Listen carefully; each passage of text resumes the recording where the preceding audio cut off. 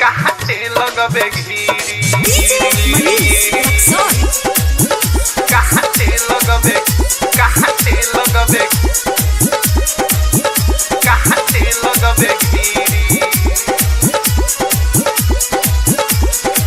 मारे सटके जब भीरी काटे लगबे घीरी सुनना मारे सटके जब भीरी काटे लगबे घीरी चूसा बगोरे गोरे गलिया हरे चूसा बगोरे गोरे गलिया हई जवानी के हम मिसतीरी मारे सटके जब भीरी काटे लगबे घीरी जनले मारे सटके जब भीरी काटे लगबे घीरी बुझले चूसा बगोरे गोरे गलिया हई जवानी के हम मिसतीरी मारे सटके जब भीरी काटे लगबे घीरी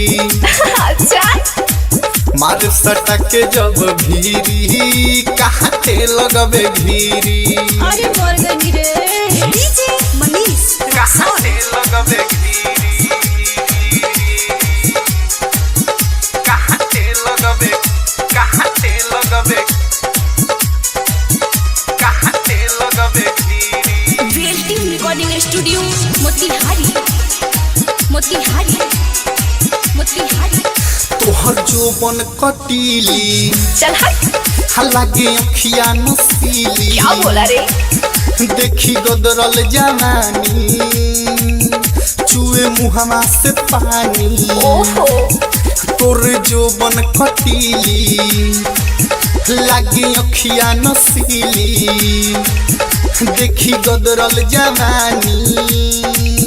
चुए मुहुआ से पानी झलकता चिकन सामान झल झल झलकता चिकन सामान लइका देखे सभीरी भीरी मार सटके जब भीरी काटे लगबे घीरी ए हीरो सुनना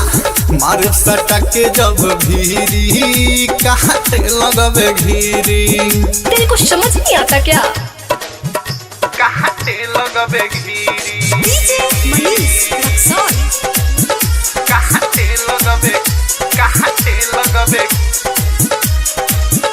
काटे लगबे घीरी एहो संदेश सागर सुनाई नहीं दे रहा हमको लतू बतिया के मानी ओहो हर चंदन चाह कोइला पानी पानी रास्कल एहो इंद्रजीत टाइगर लतू बतिया के मानी ज्यादा हीरोपंती कर बका आदे चंदन आदे जू कोइला पानी पानी चल हट विवेक अनुराग धर्मेंद्र